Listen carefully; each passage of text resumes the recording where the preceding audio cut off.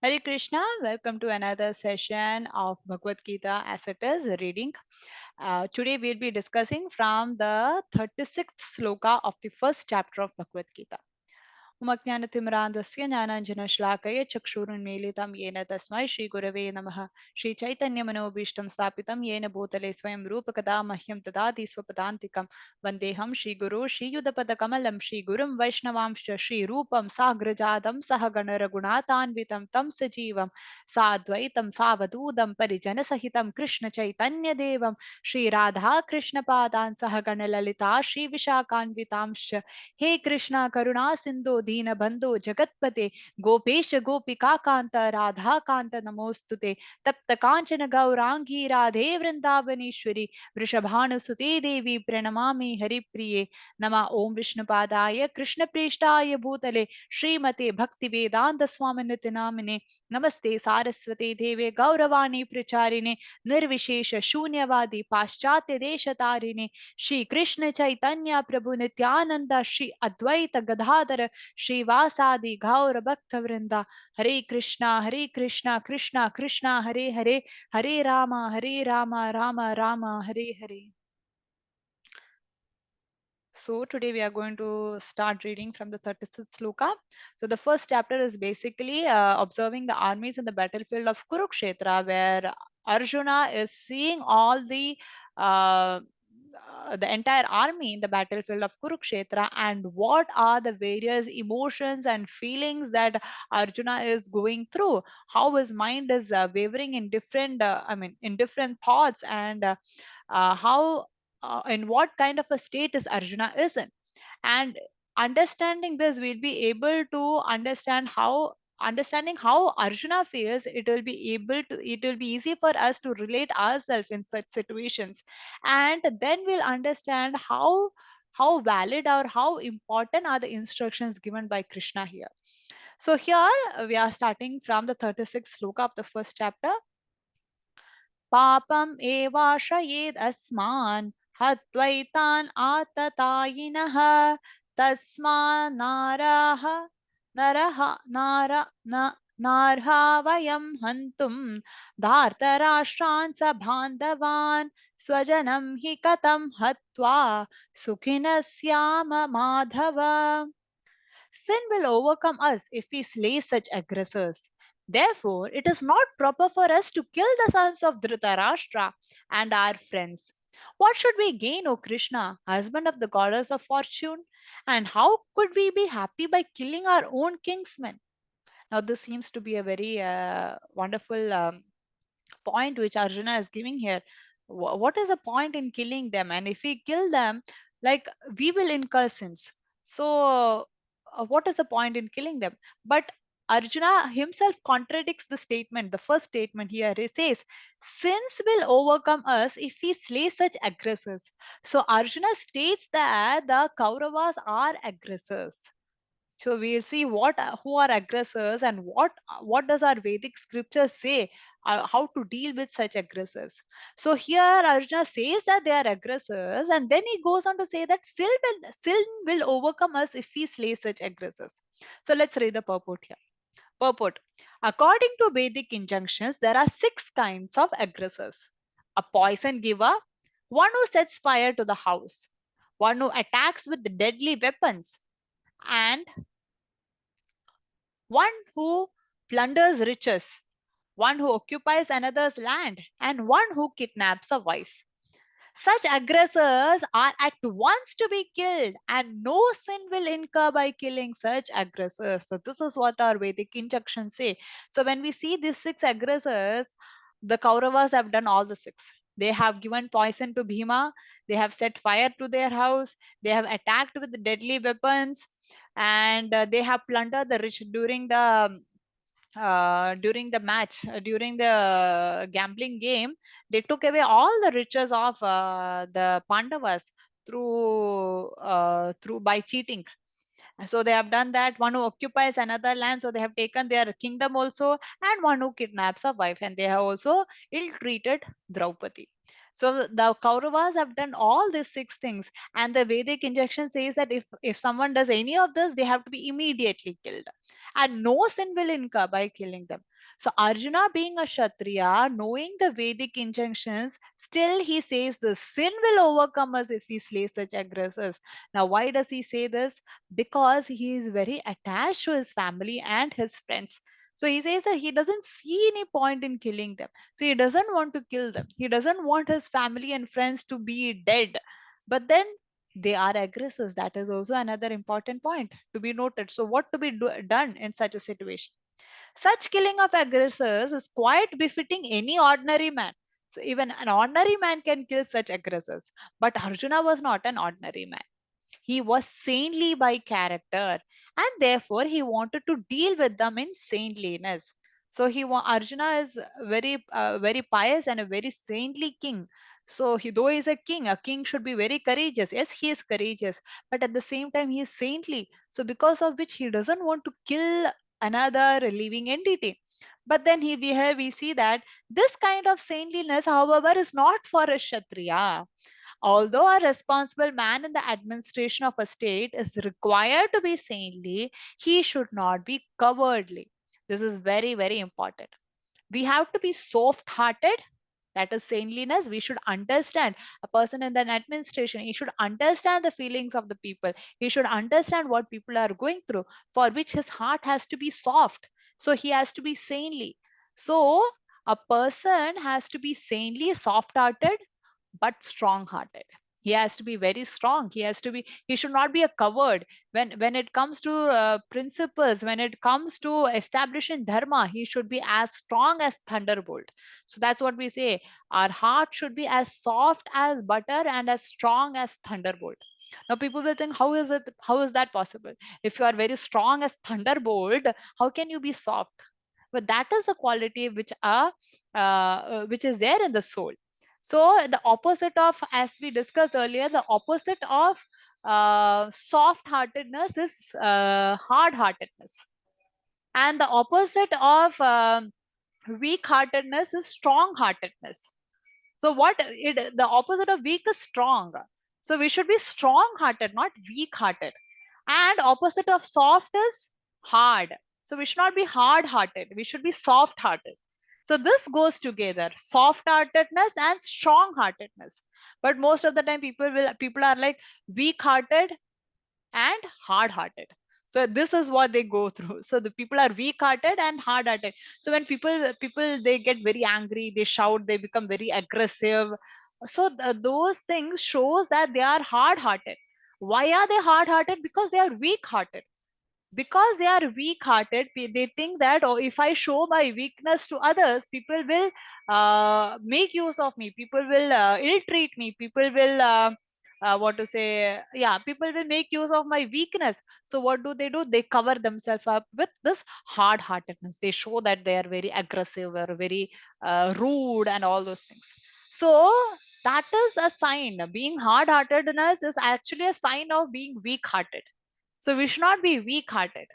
We should be strong hearted and soft hearted. So when and sometimes people, like when they are soft hearted and they are also weak hearted. That is another thing. They are very soft and they are also like, when someone says anything, oh, okay, fine. It's like something like an inferiority complex. So that is becoming weak hearted, soft hearted and weak hearted. Other one is weak hearted and hard hearted. So you see how this weakness of the heart is linked in both the ways. So it takes one to becoming very rude and aggressive, and it makes one to become very inferior and think oneself very weak or very um, what to say, very uh, prone to be used by others or all those things. So that is not our situation. Once you are strong hearted, you can be soft hearted also. Both of this goes together. So this is the nature a kshatriya should have. That is what Krishna says here, and this is the nature which every one of us should try to cultivate: soft heartedness and strong heartedness. And that has to come from Krishna, because that is the nature of the soul. So the soul is soft hearted and the soul is strong hearted. So this nature has to come from the soul, which actually comes out only when we start cleansing our heart, when we clear off all the dirt and fear and anxiety, all those things from our heart. So, yes. For example, Lord Rama was so saintly that people even now are anxious to live in the kingdom of Lord Rama, Rama Raja. But Lord Rama never showed any cowardice. Ravana was an aggressor against Rama because Ravana kidnapped Rama's wife Sita Devi. But Lord Rama gave him sufficient lessons unparalleled in the history of the world. In Arjuna's case, however, one should consider the special type of aggressors, namely his own grandfather, own teacher, friends, sons, grandsons, etc. Yes, for Lord Ramachandra, Ravana was none of this. So it is easy for us to fight against or be angry towards someone and punish them if they are not related to us. But here you see Arjuna's condition, everyone is related to Arjuna. So even that comes into the place. So we have to understand what is Arjuna actually going through.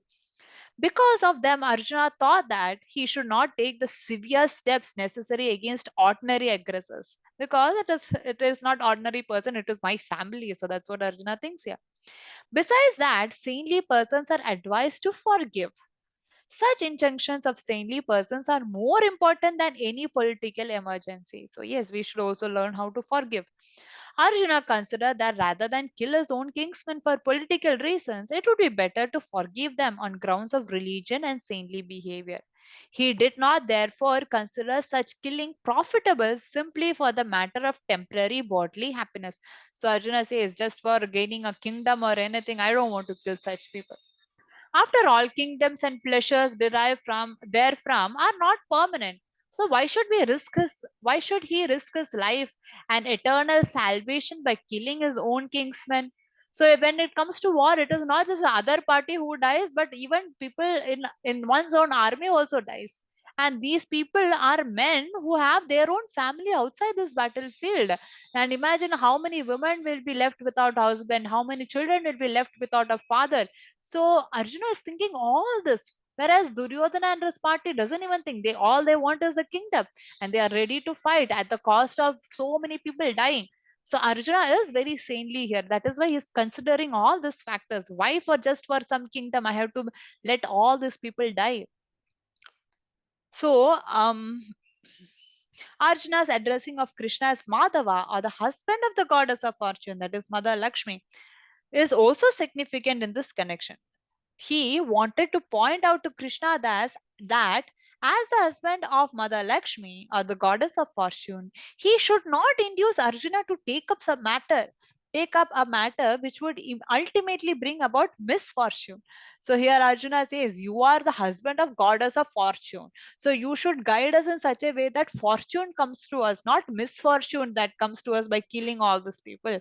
So Arjuna is using very intelligent words here. He's calling Krishna as Madhava. So Krishna, however, never brings misfortune to anyone, to say nothing of his devotees. So even if it is killing, Krishna will never bring misfortune. To be when we see the reality, everyone who died in the battle, everyone were fortunate. Even the enemies, even the Kauravas, everyone who died on the battlefield of Kurukshetra, everyone got a heavenly kingdom. I mean, heavenly life. I mean, they got uplifted to a heavenly planet. No one had to go to hell because they fought in the battlefield of Kurukshetra. Especially Krishna's devotees, especially those who fight for dharma, definitely they don't have anything to worry about here. So we have all this attachment only because we see the body. We don't see that this body has to anyway die. If not in this battlefield, in some other battlefield or some other day, everyone has to die. So we cannot keep protecting all of them around us forever. So it is like that. Or maybe because of our selfishness, we'll think, okay, fine, first let me die and let everyone else die. So I don't have to see them dying.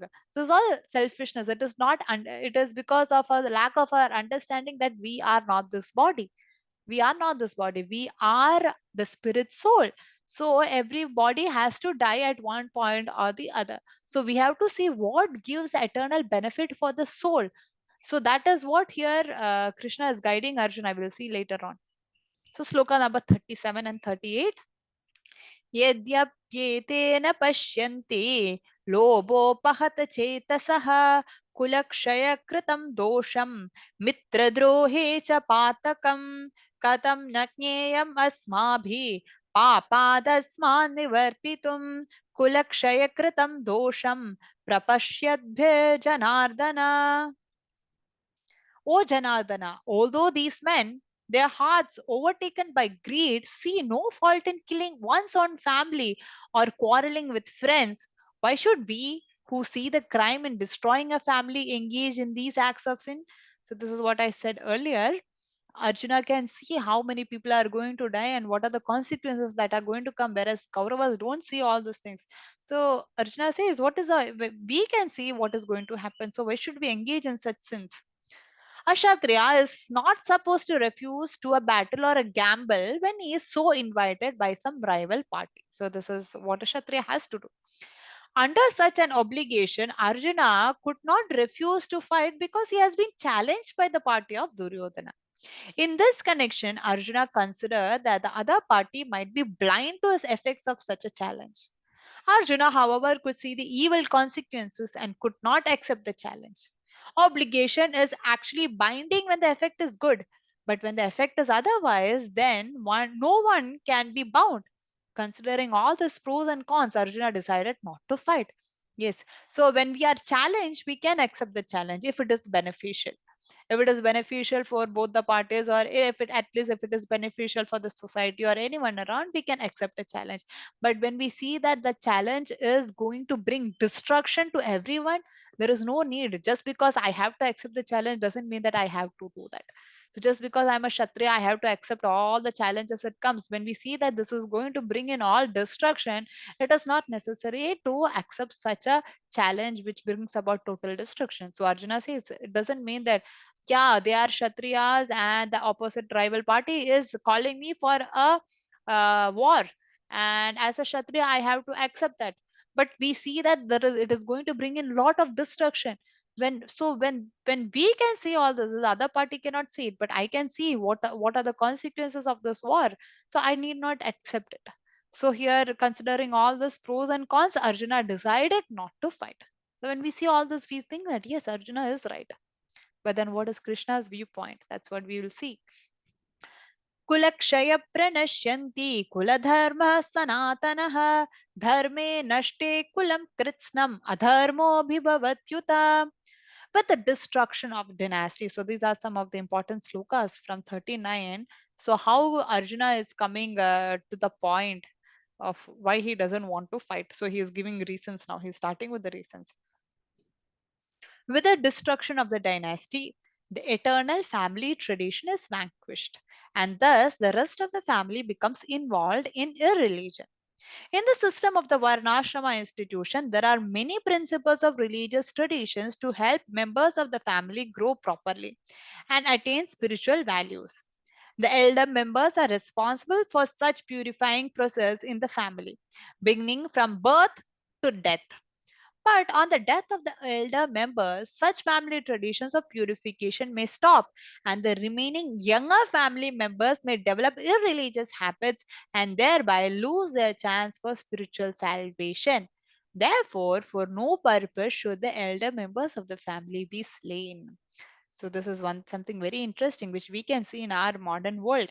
So here we see how important are elders in the family, elders who know religious principles. This is very important.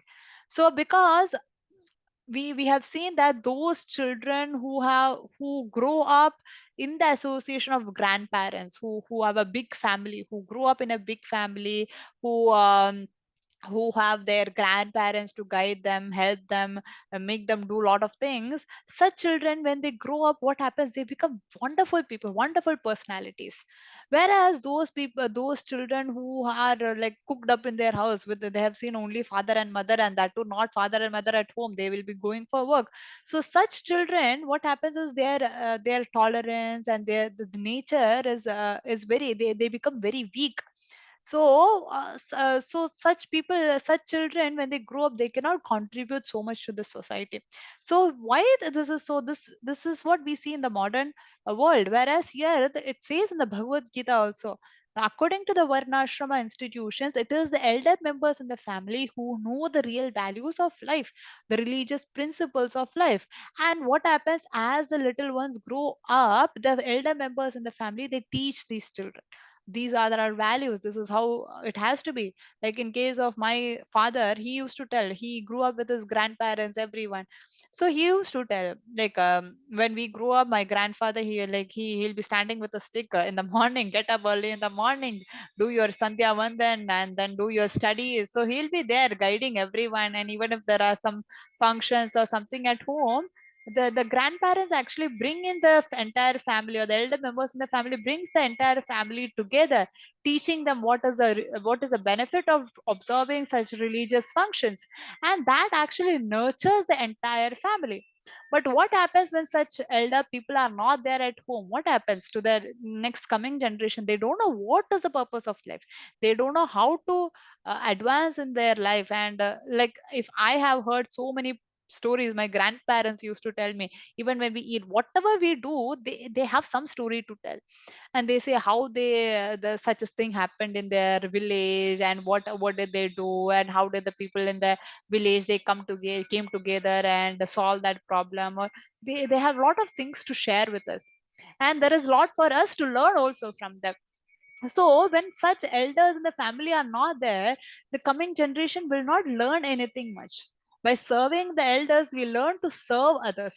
So the present generation, they don't know what service is. All they know is how to satisfy myself, what will make me happy. They don't understand what is service, and what is uh, serving the family, or serving the elders, and whether be it in the family or in the society, what it is. So this is all due to the lack of elders in the family. So what happens here, Arjuna says, by the death of such elderly members who knows the family tradition, what happens, the entire tradition is lost. And the younger generation, they don't know what religious principles are, then they take the path of irreligion. It's like, you can take an example for someone who, say, the great mathematician Ramanujan. So what happens, he has written so many mathematical theories, and there are so many records of it which is kept.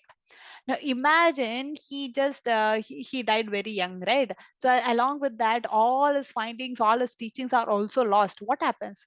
The next coming generation don't even know the kind of knowledge Ramanujam had, and they won't be even able to understand. I mean, they won't get the knowledge which he could have given to the society, right? So this is just a simple example. Someone with so much of knowledge and everything, suddenly they leave, and there is no one, and there is a vacant, it's like a vacant, and all the knowledge and wisdom that they have gained in their life, it is not given to the next coming generation. What happens? The next coming generation doesn't have that knowledge of how to face life, or whatever it is, right? So that is exactly what is said here. So such elderly people with religious values should never be slain. So whether it be elders in the family, whether it is spiritual people in the society, all such people have to be protected. That is why in the varnashrama dharma, kshatriyas, the main duty of the kshatriyas is to protect the brahmanas, because they are the ones who are giving that religious principles, and building up the society, nurturing the society. The kshatriyas main duty is to protect the brahmanas, and also the other citizens in the uh, kingdom. So this is very important. So that's what a kshatriya, a government, has to protect all the spiritual people, because they are nurturing the entire society. Whereas here we see that many times the people in with power, they destroy temples, they destroy everything, right? So this is not the correct use of power. So sloka number 40. अधर्माभिभवात् Krishna प्रदुष् प्रदुष्यन्ति कुलस्त्रियः स्त्रीषु दुष्टाशु वार्ष्णेय जायते वर्णशङ्करः. When irreligion is prominent in the family, so here we see that with the destruction of dynasty, the family tradition is lost. When the family tradition is lost, what happens? The rest of the family becomes religion. Now what happens when family becomes rest of the family members becomes irreligion? When irreligion is prominent in the family, oh Krishna, the woman of the family become polluted, and from the degradation of womanhood, O descendant of Vrishni, comes unwanted progeny. So this is very interesting here. So good population in human society is the basic principle for peace, prosperity, and spiritual progress in life. So it is very important even to have a child. It is not an ordinary thing. It is not that, oh, I feel like having a kid. Okay, fine, husband and wife, they get married and they have a kid. No, in our varnashrama dharma, even to have a kid, a child, it's very very auspicious, and there are a lot of things which has to be considered for that, because we don't want any soul to become a child for in the family, right? We don't want any soul wandering around. We need a very pure and very pious souls, because when such souls are born in the family, then if all the families think like that, and if such pious souls are born, what happens? There is peace in the society, there is prosperity in the society, right? And there is also because there is peace and prosperity, then naturally spiritual progress will also happen. Because suppose a person is very hungry, he doesn't have money or food to eat, you go and tell them, okay, spiritual life is more important, you progress in spiritual life. He won't be able to do that, because he's suffering because of lack of food and any little money or anything to sustain his family. You go and tell him that, he won't be able to do that. So there has to be peace and prosperity for one to practice even spiritual life. Basic prosperity, not so much money or anything, but then the basic needs has to be satisfied, and there should be a peace in the house for someone to practice spiritual life. So how can we get all this? When by having good children born in a family or in the society. Yeah, so for the which having a child is not an ordinary thing. I have this urge to have a child and I just got a child. So it is not like that. There are we say garbhadana samskar.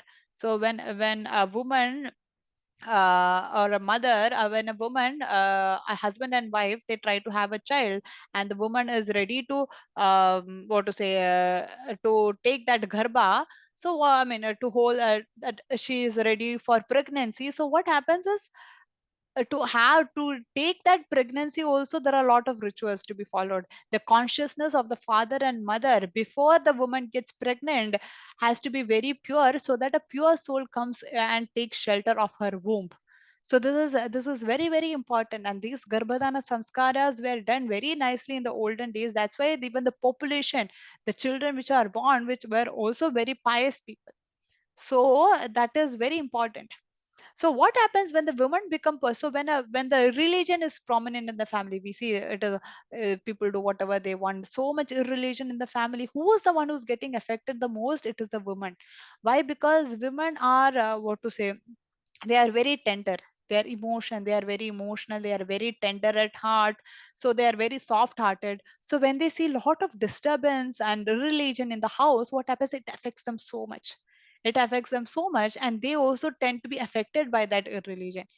It takes very strong, it takes a person to be very strong hearted to make what to say right decisions in life. Like you can see, suppose in my family, my father is a drunkard. So which means I have two choices in life. A weak hearted person will think, okay, anyway my father is a drunkard, I will also become a drunkard.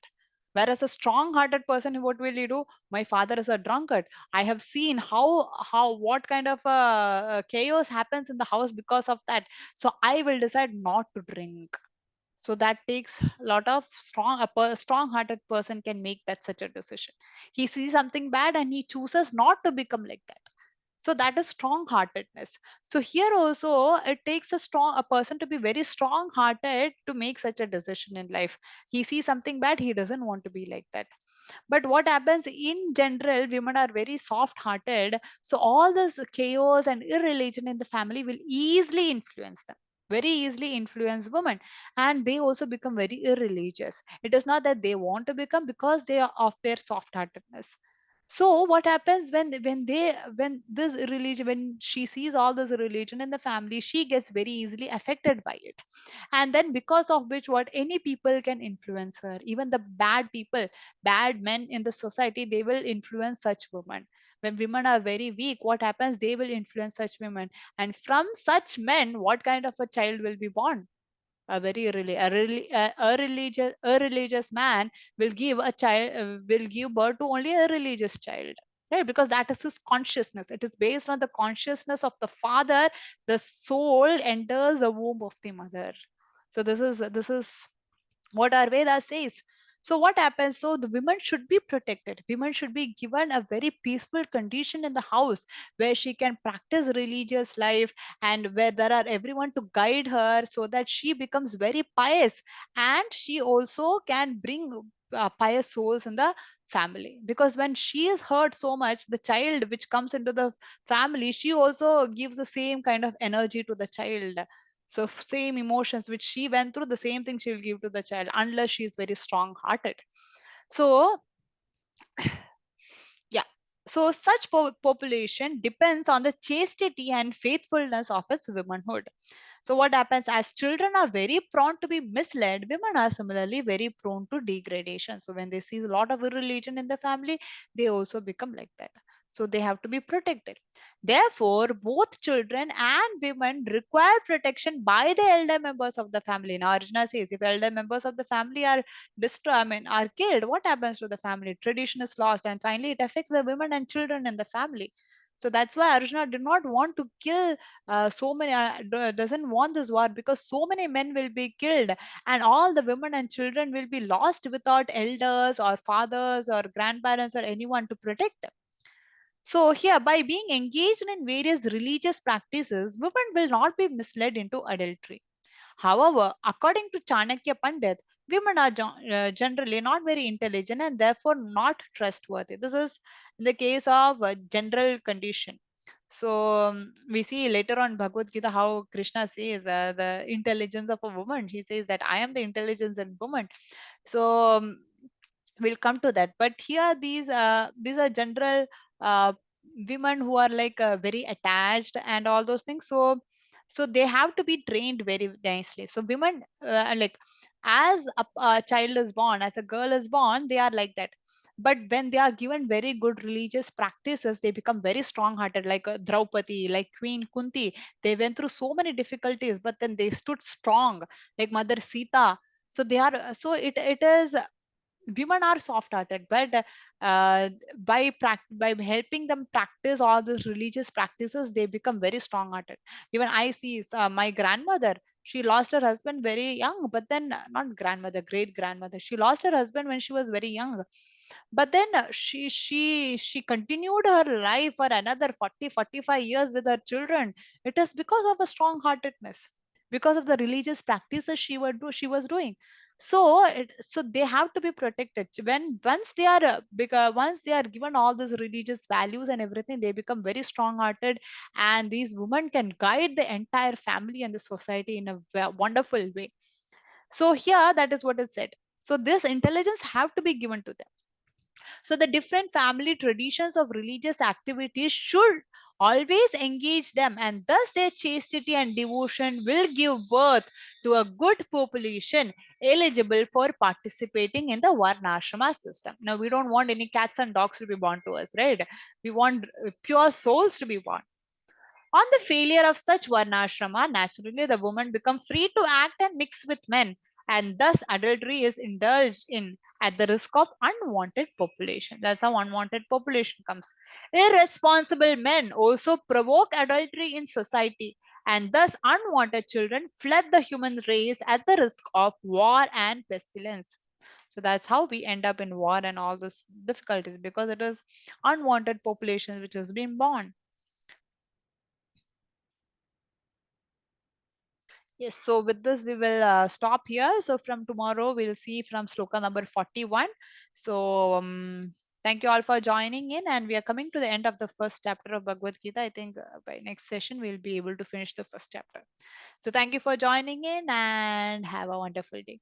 Vanchakalpatarubhishya kripa sindhubhyev च पतितानां पावनेभ्यो वैष्णवेभ्यो नमो नमः अनंत कोटि वैष्णव वृंद की जय ग्रंथराज श्रीमद् भगवद गीता की जय शिल प्रभुपाद की जय.